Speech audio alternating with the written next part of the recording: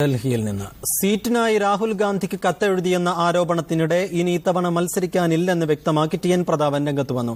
രാഹുൽ ഗാന്ധിക്ക് കത്തയച്ചെന്ന വാർത്ത നിഷേധിച്ച പ്രതാപൻ ഉമ്മൻചാണ്ടിക്കെതിരെ പരോക്ഷ വിമർശവും ഉന്നയിച്ചു. കത്ത് വിവാദം അഴിമതി വിരുദ്ധ പോരാട്ടത്തിനെതിരായ നീക്കമാണെന്നാണ് പ്രതാപന്റെ വിമർശനം. ഇത്തവണ മത്സരിക്കാനില്ലെന്ന് കാണിച്ച് ടി എം പ്രതാപൻ KPCCക്ക് എഴുതിയ കത്താണ് കേരളത്തിലെ സ്ഥാനാർത്ഥി നിർണയ ചർച്ചകളിലെ കേന്ദ്ര ബിന്ദുവായത്. പ്രതാപന്റെ കത്ത് ആയുധമാക്കി മുഖ്യമന്ത്രിക്കും എ ഗ്രൂപ്പിലെ പ്രമുഖർക്കുമെതിരെ ഒളിയമ്പെയ്ത് VM സുധീരൻ നടത്തിയ പ്രസ്താവനയും ഏറെ ചർച്ചയായി. ഇതിനിടെയാണ് കയ്പമംഗലം സീറ്റ് ആവശ്യപ്പെട്ട് രാഹുലിന് കത്തയച്ചെന്ന വിവരം പുറത്തു വന്നത്. ഇന്നലെ രാവിലെ പ്രതാപൻ രാഹുൽ ഗാന്ധിയെ ചെന്ന് കണ്ടതായും സൂചനയുണ്ട്.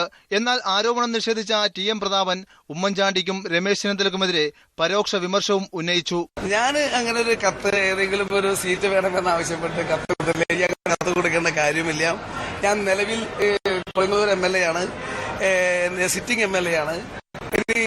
മത്സരിക്കുന്നതിന് വേണ്ടി കൊടുങ്ങല്ലൂർ ഉൾപ്പെടെ കയ്പമംഗലം ഉൾപ്പെടെയുള്ള 3 നിയോജക മണ്ഡലങ്ങളിൽ നിന്നും എന്റെ പേര് പ്രൊപ്പോസൽ ഉള്ളതാണ്.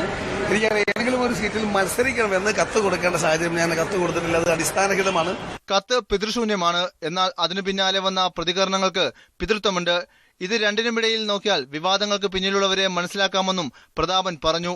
നേരത്തെ കയ്പമംഗലം സീറ്റിലേക്ക് കണ്ടുവച്ചിരുന്ന KSU ജില്ലാ പ്രസിഡന്റ് ശോഭ സുബിനാണ് പ്രതാപൻ വന്നതോടെ സീറ്റ് നഷ്ടപ്പെട്ടത്. പ്രതാപന്റെ ആദർശമുഖം പൊളിഞ്ഞു വീണെന്ന് യൂത്ത് കോൺഗ്രസ് സംസ്ഥാന പ്രസിഡന്റ് ഡീൻ കുര്യാക്കോസ് പറഞ്ഞു. എന്നാൽ കത്തിനെക്കുറിച്ച് അറിയില്ലെന്നായിരുന്നു VM സുധീരന്റെ പ്രതികരണം. മീഡിയ 1 കൊച്ചി, തിരുവനന്തപുരം.